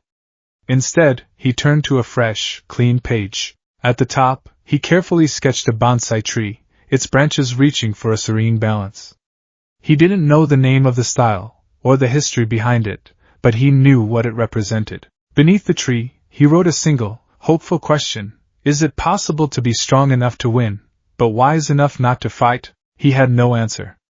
But for the first time, he felt he was finally asking the right question. The path forward was unclear, shrouded in mist, but he knew one thing with absolute certainty: the path of Cobra Kai was not his.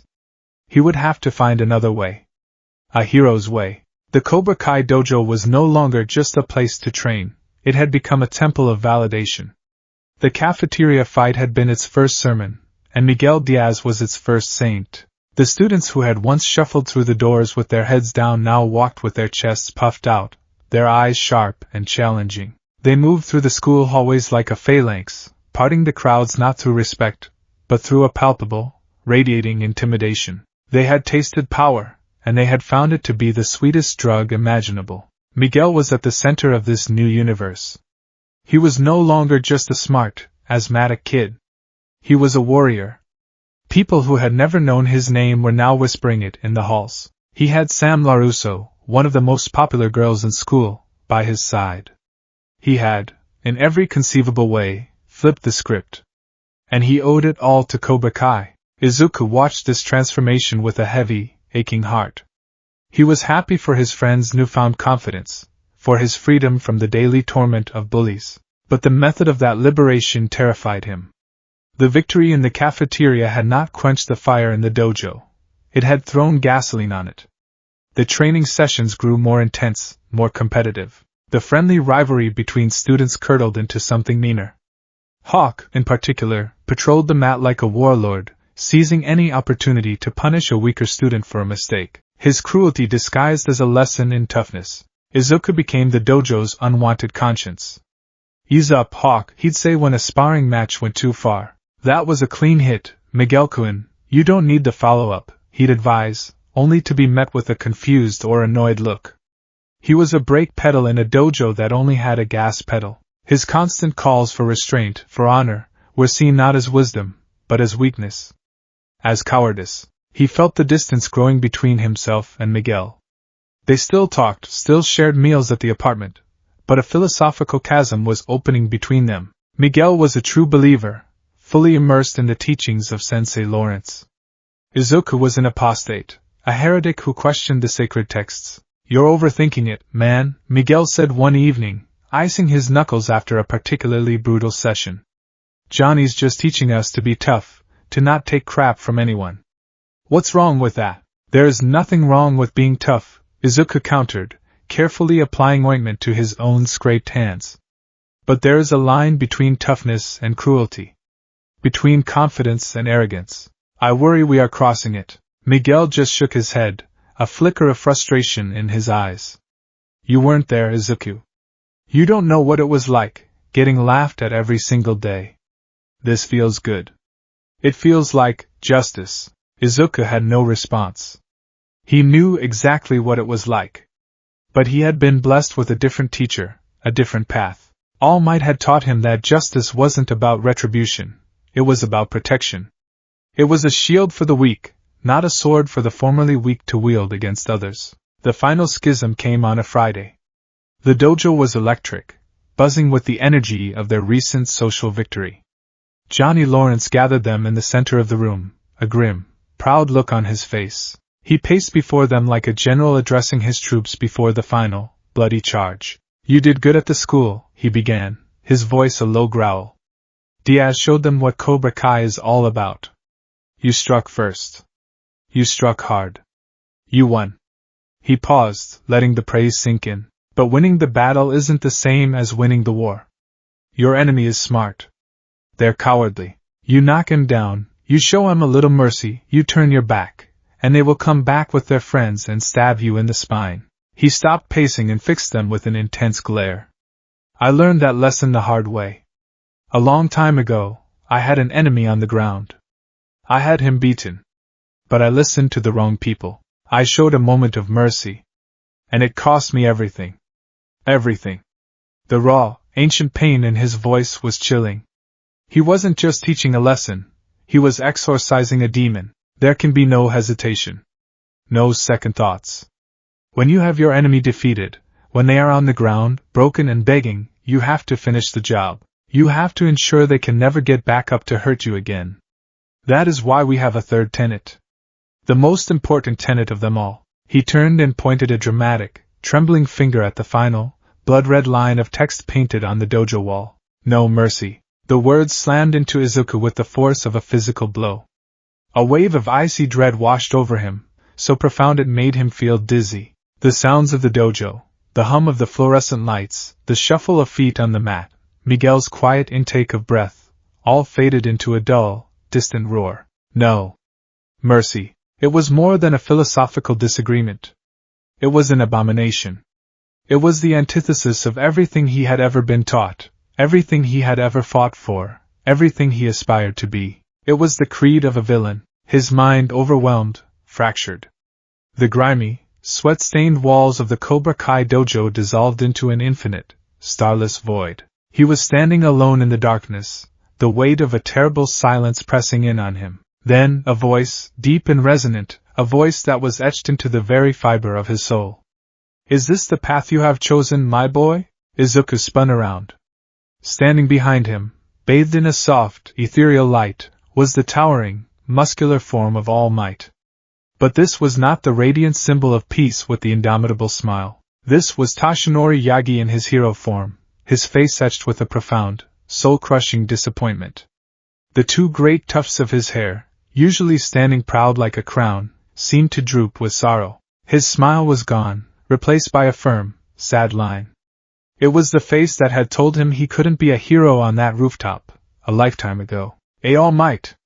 Izuku stammered, tears instantly welling in his eyes. I didn't have a choice. My quirk, it's gone. I had to find a way to be strong, to protect. There is always a choice, All Might said, his voice gentle but firm, each word a chisel chipping away at Izuku's justifications. The choices we make when we are powerless are the ones that define us most. I taught you that true strength is not the power to defeat an enemy, but the will to protect the innocent. I taught you that a hero's greatest power is the restraint they show, the hand they offer to a defeated foe. He took a step closer, his shadow falling over Izuku. It felt cold. Listen to the words of your new teacher, young Midoriya. Strike first. Strike hard. No mercy. Is that the language of a hero, or is it the creed of the very villains we have sworn to fight? Think of Muscular. Think of Stain. Think of All for One. They lived by that creed. They believed mercy was a weakness. They were powerful, yes, but they were not heroes. Izuku choked back a sob, shaking his head frantically. No, it's not like that. I just want to go home. I just want to be a hero again. All Might's expression softened, the sorrow in his eyes deepening. A hero is not defined by their quirk, my boy. Nor by the uniform they wear, or the dojo they belong to. A hero is defined by their heart. He raised a hand and pointed, not at Izuku, but through him, at the world he had left behind. Do not let this world poison that heroic heart you have fought so hard to cultivate. Do not become the thing you hate in the name of strength. A victory without mercy is no victory at all. It is merely a prelude to your own damnation. The vision wavered, the light around All Might beginning to fade. Remember who you are, Izuku Midoriya, his voice echoed, becoming a whisper as the darkness closed in. Remember, Midoriya. Midoriya! Earth to brain, Johnny's sharp, grating voice shattered the vision. Izuku gasped, his lungs burning as if he hadn't been breathing. He was back in the dojo, his face pale, slick with a cold sweat. The other students were staring at him, their expressions a mix of confusion and concern. You with us? Johnny demanded, his eyes narrowed with suspicion. You look like you just saw a ghost. I did, Izuku thought, his heart hammering against his ribs. The spectral presence of his mentor felt more real, more tangible, than the man standing in front of him. He felt like a traitor caught in the act of betraying his master.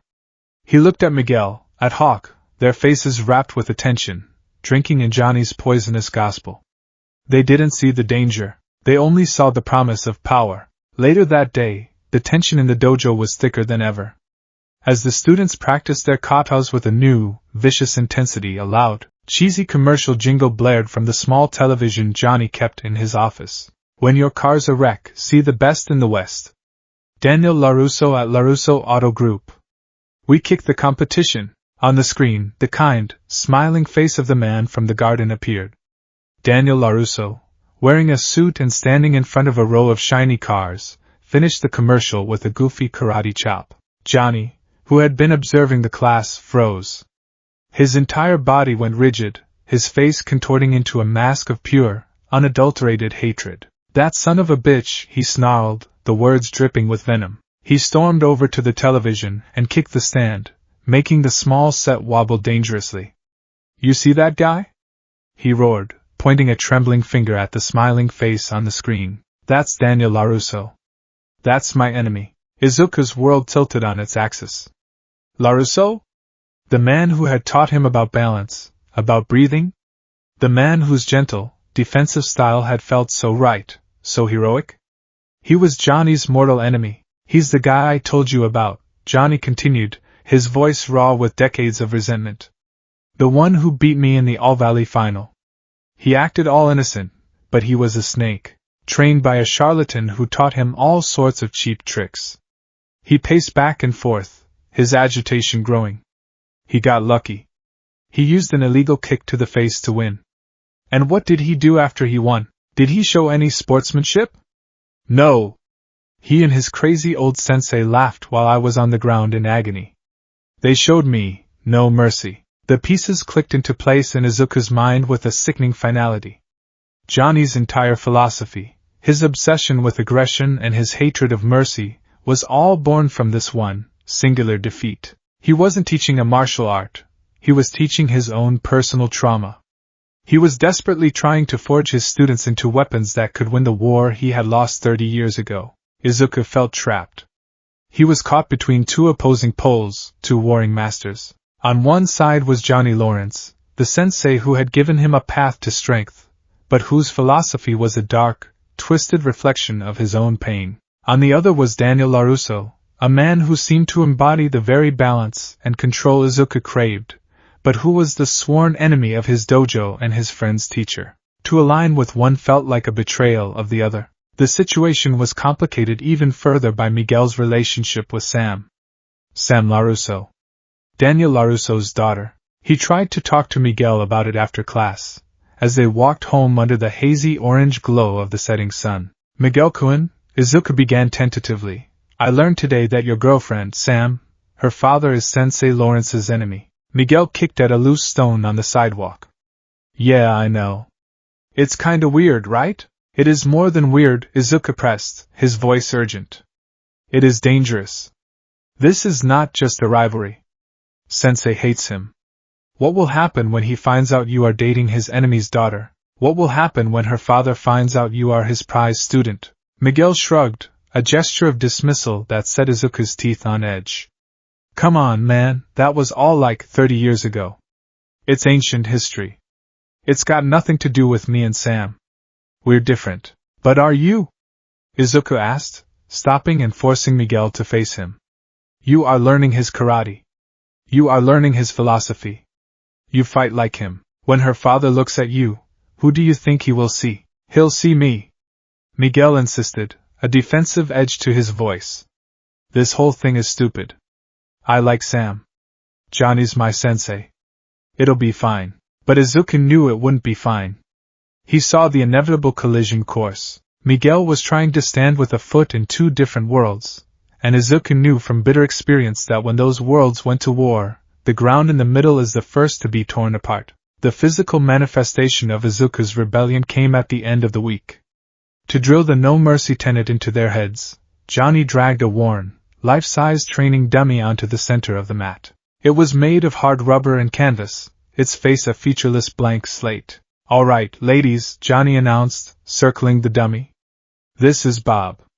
And Bob here is your worst enemy. He's every person who ever called you a name, who ever pushed you into a locker, whoever made you feel like a loser. I want you to channel all of that hate, all of that anger. When it's your turn, I want you to attack Bob with everything you have. And you don't stop until I say so. No mercy. Hawk, you're up first. Hawk stepped forward, a predator's grin on his face. He cracked his knuckles, his eyes glazing over as he stared at the dummy. Izuku could practically see the ghosts of 100 bullies being projected onto its blank face. Begin! Johnny yelled. Hawk let out a guttural roar and attacked. It was a display of pure, unrestrained savagery. Fists, elbows, knees, and feet rained down on the dummy. He wasn't just striking, he was trying to obliterate it. Each blow was fueled by years of repressed rage. It was terrifying, and the other students watched, mesmerized and intimidated. Miguel was next. He was less savage than Hawk, but more focused. His eyes were narrowed, and as he struck the dummy with precise, powerful combinations, Izuku saw the face of Kyler flash in his friend's determined expression. He was fighting the memory of his own fear, beating it into submission. One by one, the students took their turn, each unleashing their personal demons on the helpless dummy. The dojo filled with the sounds of impact and furious, cathartic yells. Then, it was Izuku's turn. He walked onto the mat, his heart feeling like a lead weight in his chest. The other students fell silent, curious to see what the dojo's brain would do. They expected a display of technical prowess, perhaps, but not the raw fury of Hawk or Miguel. Picture your enemy, Brain, Johnny commanded, his arms crossed. The one you hate most. And let him have it. Izuku closed his eyes. He didn't have to search far for an enemy. An image instantly formed in his mind, a man with a sneer and sickly purple light swirling around his hands. The faceless, nameless villain who had torn him from his world, from his friends, from his destiny. The man who had stolen one for all from him. A hot, righteous anger, an emotion he hadn't allowed himself to feel until now, surged through him. All his frustration, his fear, his despair, his homesickness, it all coalesced into a single point of burning hatred. He opened his eyes, and they were blazing with a green fire that no one in the dojo had ever seen before. He let out a sharp cry, not a roar of rage, but a focused ki, a hero's battle cry. He charged. His form was perfect. He ran at the dummy, channeling all of his momentum, twisting his hips and shoulders, preparing to deliver a devastating palm heel strike to the dummy's chest, a blow designed to transfer every ounce of his energy into the target. For a split second, he was no longer a quirkless boy in a karate dojo. He was Deku, the hero, unleashing his righteous fury on a villain. But as his hand flew forward, a mere inch from impact, the image in his mind shifted. The sneering face of the villain dissolved, replaced by the sad, disappointed eyes of All Might from his vision. A victory without mercy is no victory at all. His entire body seized up. A choked cry escaped his lips. With a massive, agonizing effort of will, he pulled the blow. His fist stopped, trembling, a hair's breadth from the dummy's chest. The kinetic force of his charge had nowhere to go. It traveled up his arm in a painful shockwave, making his shoulder scream in protest. He stood there, frozen, his hand shaking, his breath coming in ragged gasps. He had failed the test. He had failed to show no mercy, and in his heart he knew he had passed. A heavy silence fell over the dojo. Johnny Lawrence stalked onto the mat, his face a thundercloud. He got right in Izuku's face, his voice a low, dangerous whisper. What was that? Izuku couldn't speak. He just stared at his own trembling hand. I saw your eyes, kid, Johnny snarled. You had him. You had all that rage, all that fire. You were ready to destroy him. And then you hesitated. You choked. Why? Izuku finally looked up, meeting his sensei's furious gaze. The words of All Might echoed in his soul. He had to make a stand. Because heroes show mercy, he said, his voice barely audible, but unwavering. Johnny stared at him for a long, hard moment, his expression unreadable. Then, he let out a short, bitter laugh. He shook his head and looked at the rest of the class. You see that? He said, his voice dripping with contempt. That's weakness. That's letting your enemy get inside your head. That's what gets you a trophy for second place. He turned back to Izuku, his eyes cold as ice. You're soft, Midoriya. You've got a good brain, but you don't have the killer instinct. You don't have what it takes to be a Cobra Kai. He turned his back on him, a gesture of ultimate dismissal. Class is over. Get out. Izuku walked out of the dojo, the scornful and confused stares of his classmates feeling like physical blows. He had drawn his line in the sand. He had chosen All Might's path over Johnny's. He was an outsider in his own dojo, alienated from his sensei, and drifting further from his only friend. He was alone, powerless, and lost. But as he stepped out into the fading twilight, he looked down at his hand, the one he had stayed. It was still trembling, but not from fear. He clenched it into a fist. It felt different now. It didn't feel weak. It felt clean. For the first time in a long time, it felt like the fist of a hero.